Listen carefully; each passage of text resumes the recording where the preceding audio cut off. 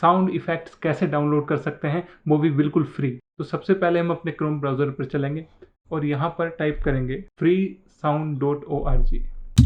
तो हमारी website open हो चुकी है। तो जो भी साउंड इफेक्ट चाहिए आप सर्च बार में टाइप करेंगे। सपोज मुझे अभी चाहिए बटन क्लिक, तो आपके कीवर्ड से रिलेटेड जितने भी यहाँ पर साउंड होंगे वो सब यहाँ पे अपेयर हो जाएंगे। यहाँ राइट हैंड साइड में कुछ आपको ऑप्शंस मिलेंगे। एट्रीब्यूशन नॉन कॉमर्शियल, देन आता है क्रिएटिव कॉमन्स 0।